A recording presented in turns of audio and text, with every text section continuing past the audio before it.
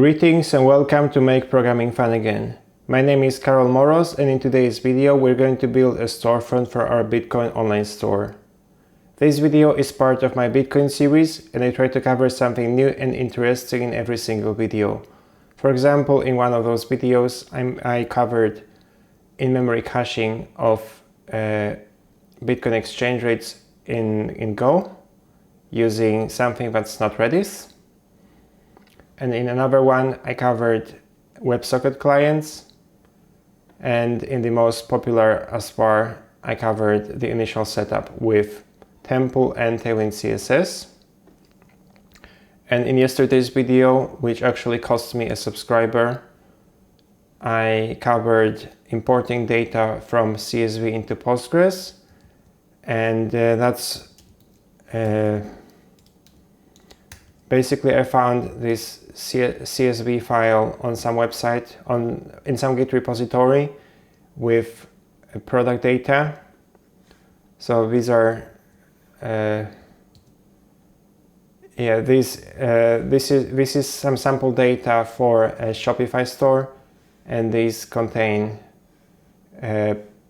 pictures and short descriptions and titles.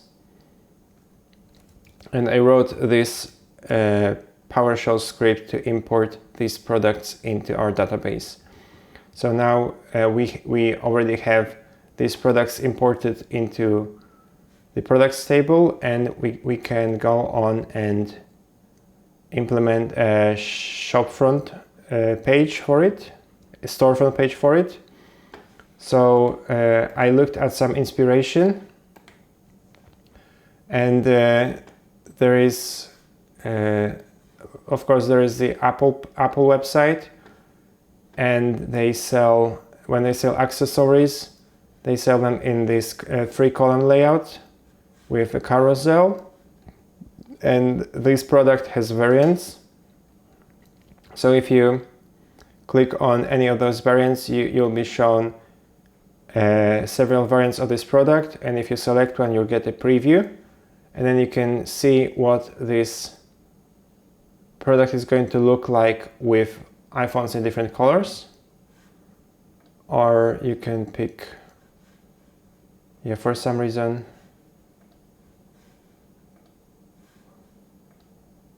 okay, I think for some reason these specific, like the last image is the same for every variant. And then I looked at some Shopify pages, and I found this store in LA that sells fatigue pants for $8,071 US. Then I found this WooCommerce store with demo data. So I'm going to mostly base our storefront experience on this specific website because it's relatively easy to implement. And right now the website looks like this. There are no products shown on the main page. So we're actually going to have to start by connecting to a database, and I'm going to do it in the main function of main.go. So we're going to have to import pgx pool, which is a pooled version of pgx, and this takes a context, which is going to be a context background, context.background, and it's going to take a database connection string, which is going to be var database underscore URL equals config must get env database underscore URL. So I'm just going to add it here. And if you are new to this project, you can clone the repository from github.com/moros/kinenomichi, and there is going to be a link to this repository in the description under the video. And okay, if we did not manage to connect to the database, we log fatal error, which basically means print the error in the board. And then I'm going to pass the database connection to the router.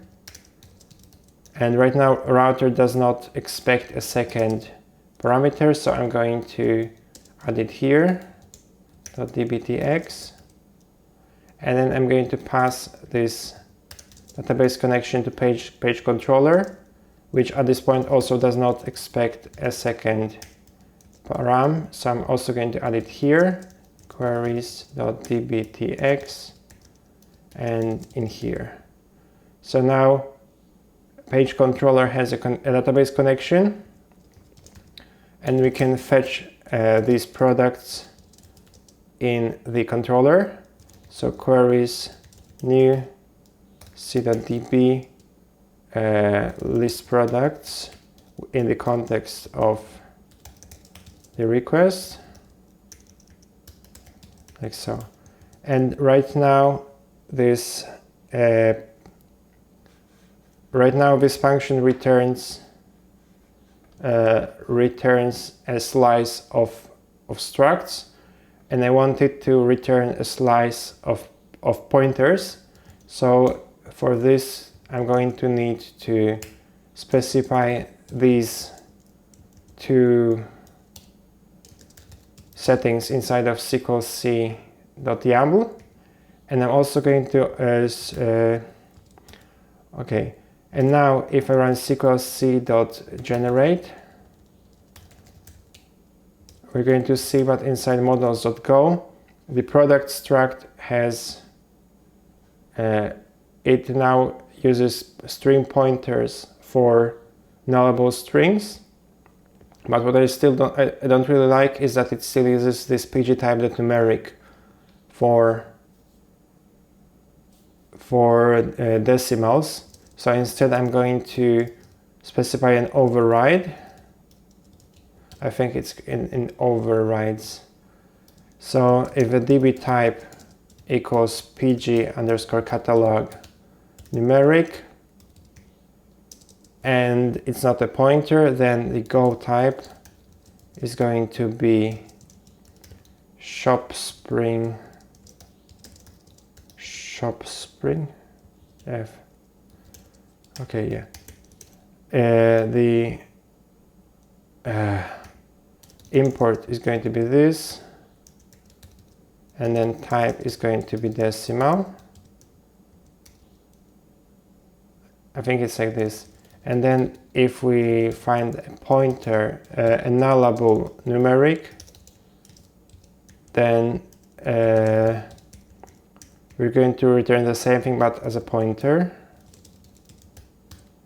So now if I run SQLC.generate, then the base price in the product struct is deserialized into a decimal.decimal, which is much easier to work with than the pg type numeric. And then in the pages template, I'm going to okay, so now I'm getting an LSP error stating that I need to run go mod tidy for some reason, and I think this is because the pgx pool has an indirect dependency that wasn't properly added to the go mod tidy. And now I'm going to remove all of this content that we added in the previous in the first video, and I'm going to specify a type for the props passed to pages index. So I'm going to call it pages index props, and this is going to be a struct, and it's going to contain products, which is going to be a slice of pointers to products, and it's going to contain a rate, which is going to be basically this. And now I can pass props, which is going to be a pointer to pages index props, like so. So now if I run temple generate, we can see that in page controller we can pass this type as props to pages index. So then this is going to be products, and then the rate is going to be rate, like so. Also, if products fail for some reason, we return an HTTP error and terminate the function. And then, okay, so let's see. If we run mod, the restarter, and visit this page, and you're going to see that there is nothing there because we specifically deleted it. And I'm going to start by building a grid. So grid calls for. Okay, yeah, that's for 4 columns. Cap 1 rem, margin vertical 2 rem, margin X auto. And this should give us a grid of 4 columns that is centered in the page. For every product in the range of props products, I'm just going to display an article tag, which is going to have aspect ratio of square, like so. And it's going to have a blue background for now. Blue 400 or something. And inside this I'm going to add an image container which is going to store the image. So it's going to be class equals aspect ratio of 3:2, and then it's going to be overflow hidden. And then it's going to have a BG gray 100 background, and I'm going to add a footer, which I'm just going to leave for now. Maybe class equals text center, and in here span product title, like so. So now, okay, now let's recompile and rerun it. And now, okay, this is not very visible, but I'm also going to specify a maximum width for this grid. I'm just going to limit it to 1024 pixels. And I'm going, in the layout, I'm going to specify that this has to be a minimum height of screen, because otherwise the top bar is going to be resized. Also, why is it so big?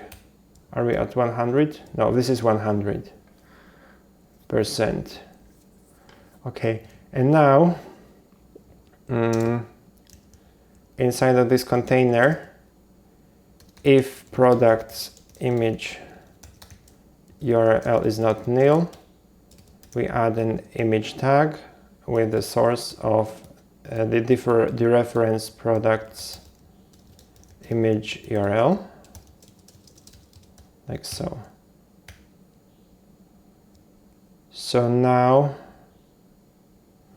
we get all of these products displayed like this. And we can now remove this ugly background, and instead we can do like something like with a border. Okay, we have a border now. It's kind of ugly, so I'm going to also specify overflow hidden, radius small.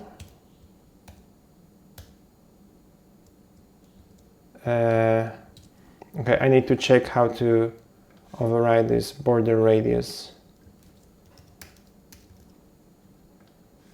Okay, it's called rounded small. Okay, rounded small.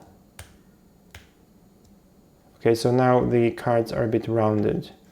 So the next thing I'm going to do is I'm going to display a price of these products in euros and in Bitcoin.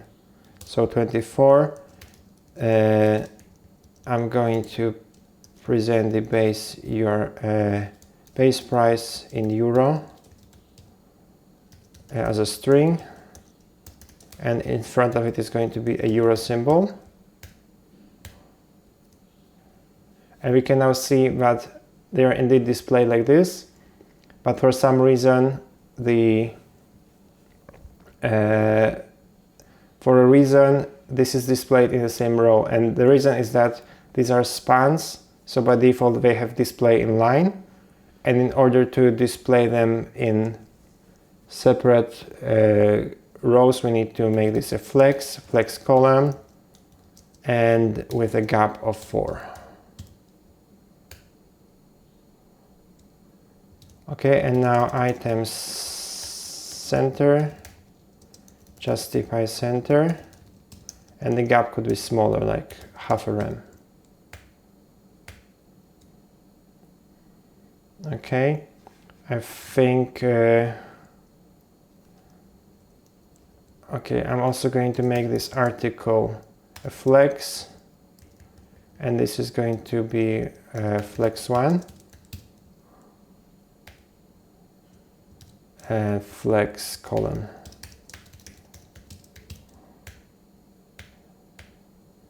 Like this. Okay, so now this takes the whole remaining part of the card. Okay, so now we have the price in euros, and we're going to need to display this price in bitcoins, and I think it's going to be pretty painful to write it in Temple, because Temple has like this awkward auto-completion and typing rules. So instead I'm going to write a helper function, convert fiat to BTC, and then it's going to be fiat and rate. They are both going to be decimal, and I'm going to return a string. So I think we can do something like return rate divided by fiat. No, fiat divided by rate, string. Let's see. So this is going to be approximately fiat to BTC, and then product base price euro, and then props rate.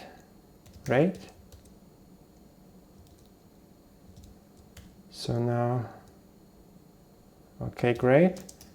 And then I think we saw something about rounding to 8 places, and then string again. So now this can be displayed like this, but I think there is an even different way. So I'm going to display it as satoshis. So yeah, so this is the price in Bitcoin.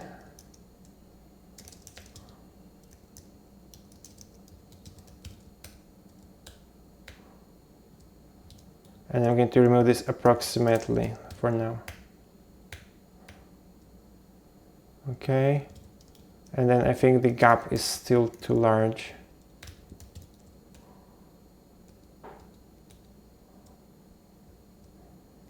Why are these so tall, or why is that?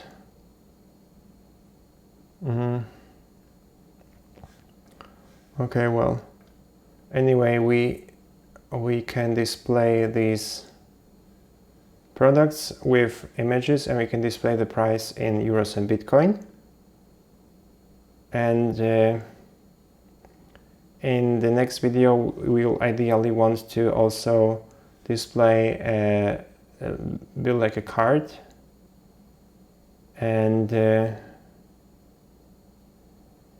yeah, let's see.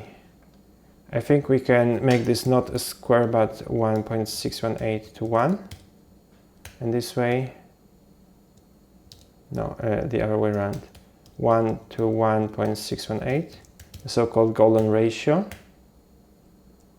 And this way the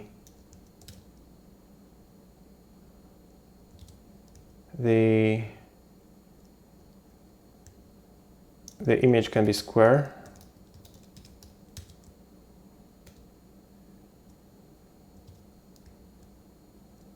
And then we can use object fit.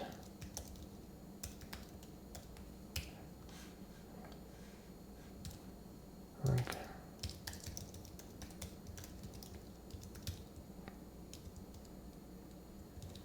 No, not contain. I want object cover.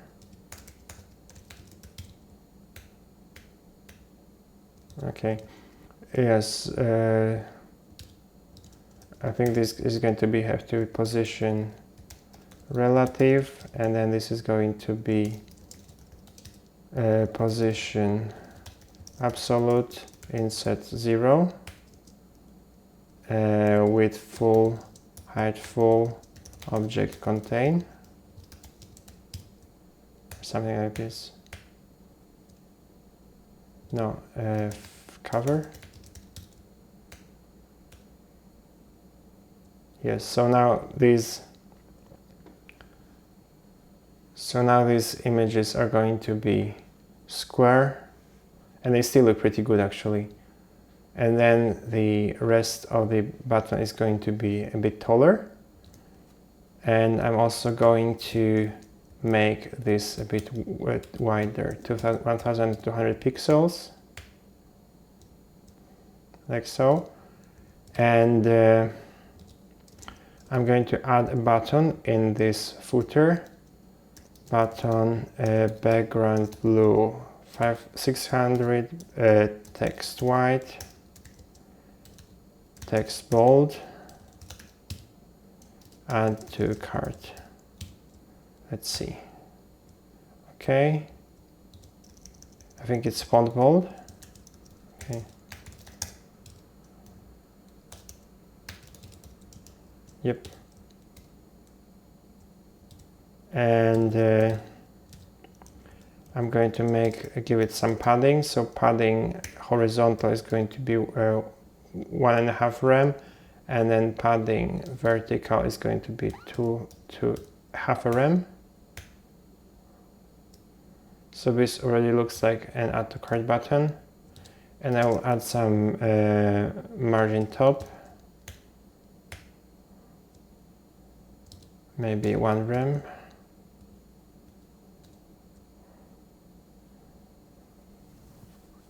Okay, great. And rounded small.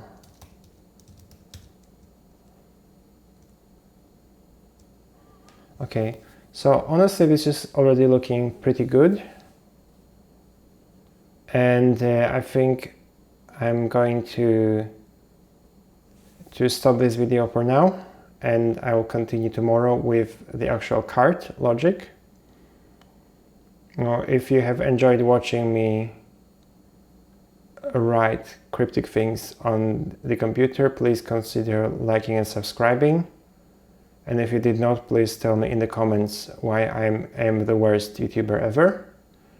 Also, I forgot And I also have a Discord waiting list, so if you want to sign up and be part of my Discord community, which doesn't exist yet, you can sign up on discord.moros.dev, and this website itself is open source. The source code is available here and is licensed with BSD, and then the source code of the Terraform scripts, the Ansible scripts I used to deploy to FreeBSD is also available here, and there is a video about the way I deployed it somewhere here. It's this one. So in this video I talked about deploying a Go application to FreeBSD. And yep, so in general, thank you for watching, and I will see you tomorrow.